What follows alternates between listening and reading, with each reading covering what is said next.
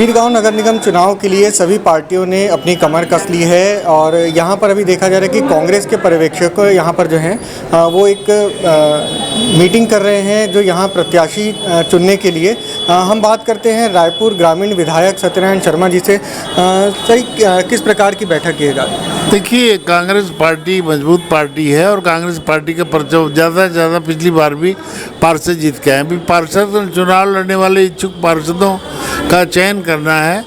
माननीय पर्यवेक्षकगण, माननीय मोतीलाल जी देवांगन, महामंत्री राजेंद्र साहू जी हमारे प्रभारी हैं, आदरणीय शिव सिंह जी हैं, आदरणीय उदय भाई जिला कांग्रेस कमेटी के माननीय अध्यक्ष, हम सब एक एक प्रत्याशी से प्रत्यक्ष रूप से बातचीत करके इस बात का आकलन कर रहे हैं कि परिस्थिति क्या है, कैसे क्या उनके वार्ड में क्या वातावरण है। उसके बाद इसकी सिफारिश जो है कल चुनाव समिति की बैठक उसमें की जाएगी और सारे प्रत्याशियों का ये कहना है जिसको टिकट मिलेगी उसको हम जिताएंगे, समर्थन देंगे और इसलिए सब एकता के साथ, दृढ़ता के साथ कांग्रेस पार्टी को जिताने के लिए सब संकल्पित हैं। आपकी बातें अभी सभी के साथ हो रही है, उनसे आप जानकारी भी ले रहे हैं, किस प्रकार के सवाल उनसे होते हैं और क्या जानकारियाँ ली जाती है? देखिए, सामाजिक स्तर पर भी हम लोग समीकरण कर रहे हैं और उनसे व्यक्तिगत रूप से क्या प्रभाव है उनका, किस तरह से चुनाव लड़ सकते हैं, सारी बातों का आकलन किया जा रहा है।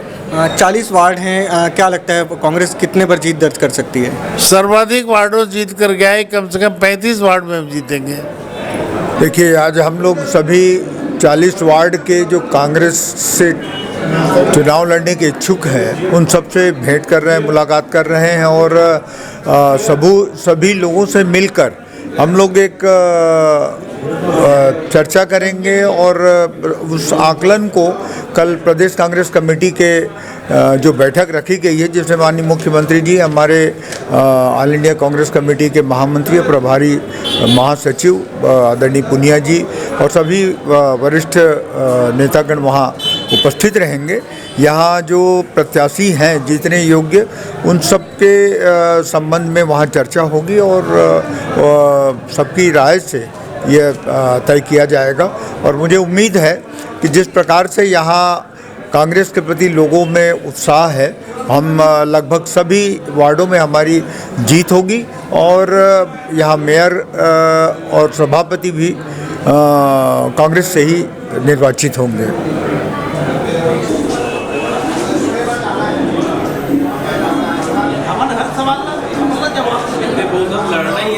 पहले हम लोग पूरे वार्डों में पर्यवेक्षक भेजकर देख लिए हैं, जिला स्तर पे, विधानसभा स्तर पे।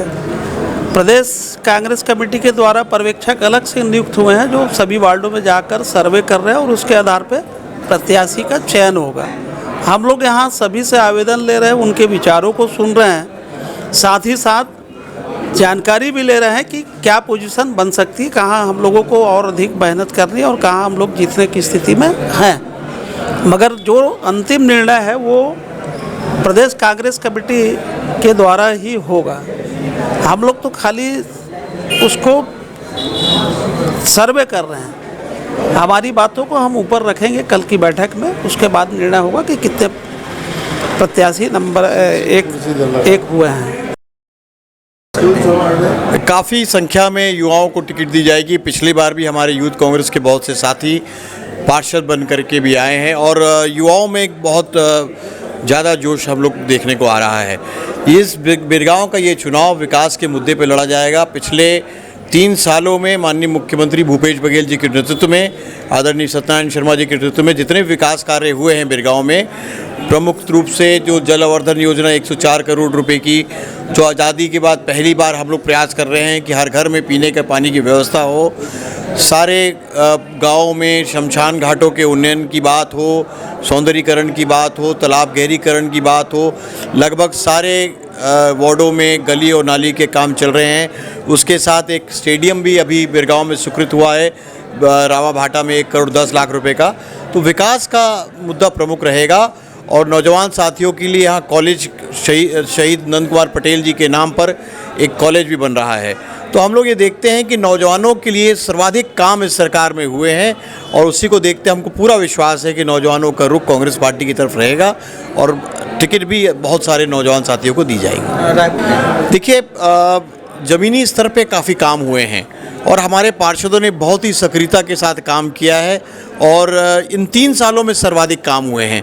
भाजपा के 15 सालों के कार्यकाल की तुलना करें और अभी के 3 साल माननीय भूपेश बघेल जी के नेतृत्व की सरकार की तुलना करें तो कई गुना ज़्यादा काम हुए हैं।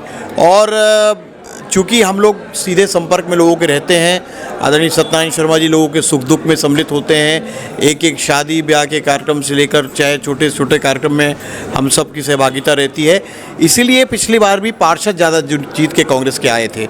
मैं मानता हूं कि महापौर में हो सकता है कुछ नकारात्मकता रही हो, लेकिन इस बार क्योंकि अप्रत्यक्ष चुनाव है, पार्षदों को चुनना है, तो हमको पूरा विश्वास है जो मतदाताओं तक सीधी पहुंच कांग्रेस पार्टी की है, हमारे नेताओं की है, वो मदद करेगी और हमारे पार्षद ज़्यादा जीत के आएंगे। बीरगांव नगर निगम के लिए कांग्रेस ने प्रत्याशी चयन का दौर चालू है। आज पर्यवेक्षक सभी प्रत्याशियों से जो वार्ड से खड़े होने वाले हैं उनसे बायोडाटा ले रहे हैं, उनसे बात कर रहे हैं ताकि उसे आगे बढ़ाया जा सके। हमारे साथ इस वक्त हैं करण शर्मा जी और उनसे हम बात करते हैं। करण जी, आप भी दावेदारी कर रहे हैं, किस वार्ड से आपकी दावेदारी है? जी, मेरी वार्ड नंबर 19 से दावेदारी है और ये तो पार्टी के ऊपर और हमारे पार्टी के आला कमान शीर्ष नेताओं पे डिपेंड करता है कि वो किसे अपना योग्य उम्मीदवार चुनते हैं। कैसा है अभी, जैसे कहा जा रहा है लगातार जितने भी प्रत्याशी हैं सभी से बात की जा रही है और कब तक आने का लगता है कि लिस्ट कब तक जारी हो जाएगी? अब ये तो सर हमारे पार्टी के वरिष्ठ आला नेता बता पाएंगे, क्योंकि आज सभी अपना अपना बायोडाटा दे रहे हैं।